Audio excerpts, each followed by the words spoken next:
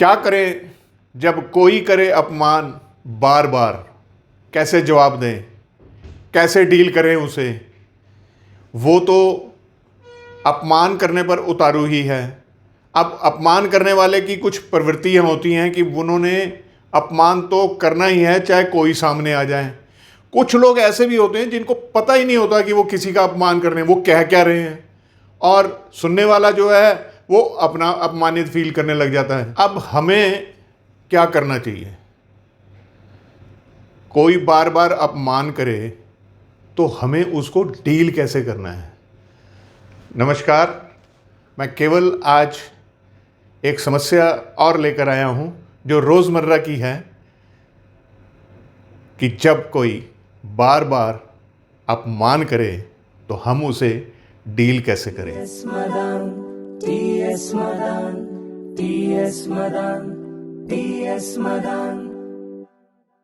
एक तो बड़ा आसान सा तरीका ये है कि जो अपमान करता है या तो हम उसको उसी की जब भाषा में जवाब दे दें, या उसकी गर्दन पकड़ के दो लगा दें, या पूरी तरह से इग्नोर कर दें।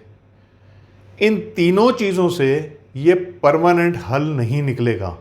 चाणक्य का कहना यह है कि कोई अगर आपका एक बारी अपमान करता है तो उसे सह लेना चाहिए, ये आपकी समझदारी होगी। दूसरी बारी आपका अपमान करे फिर भी सह लेना चाहिए, इससे आप महान बनते हो।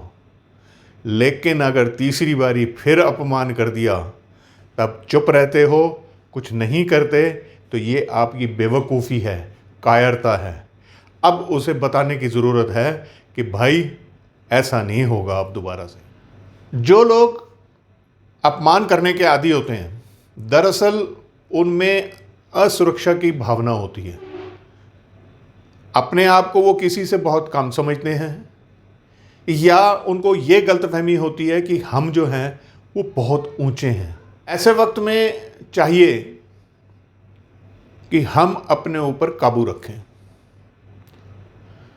जब वो अपमान कर रहा है, ऐसे वक्त में हमें अपने पर काबू रखना है। अक्सर होता क्या है कि जब कोई किसी का अपमान कर रहा हो तो जो अपमानित हो रहा होता है या तो वो उदास हो जाता है, और कुछ कुछ लोग तो अकेले में रोने भी लग जाते हैं। ऐसा नहीं करना है। जब भी कोई आपको, या नॉर्मली जब भी अपमानित करने वाला अपमान करने के प्रोसेस में होता है, जब वो अपमान कर रहा हो, तो जो अपमानित हो रहा है उसे चाहिए कि अपने मुंह पे एक मंद मंद सी मुस्कान रखे, उसे इग्नोर भी करे, और हो सके तो मन ही मन कोई गाना भी गुनगुनाता रहे। ये बात हमेशा ध्यान में रखिए कि जो भी अपमान कर रहा है वो आपसे जेलस है, आपसे जलता है, इसीलिए वो आपका अपमान कर रहा है, क्योंकि वो अपनी हीन भावना को छुपाना चाहता है। उसका मकसद है आपको बार बार इरिटेट करना, और आप इरिटेट हो नहीं रहे हो, यानी आप उसके मकसदों पर पानी फेर रहे हो। तो अंदर ही अंदर वो आपको चिढ़ाने की बजाय खुद चिढ़ रहा होता है, और यही वक्त है आपका एंजॉय करने का। एक तरीका और है कि ऐसे वक्त में जब कोई व्यक्ति अपमान कर रहा हो तो वहाँ से दूर चले जाइए। किसी कमरे में बैठे हो, उसके ऑफिस में बैठे हो, किसी बहाने से उठ के चले जाइए, उसे कर लेने दीजिए जो वो बकबक कर रहा है। या आप अगर जानते हो कि इस व्यक्ति के पास मैं जाऊंगा और ये अपमानित भाषा बोलेगा, तो जाना ही बंद कर दो ना, मौका ही मत दो उसे कि वो आपको अपमान करे।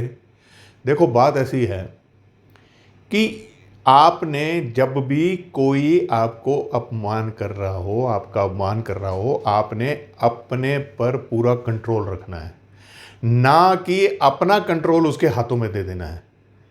समझे? ऐसे वक्त में जितना शांत रह सकते हो उतना ही अच्छा है। एक बात कहूँ, ये सास बहू जहाँ पर झगड़ा होता है ना, या आपस में एक दूसरे को अपमान करते हैं, ये वहाँ बहुत कारगर उपाय है। करेंगे ना?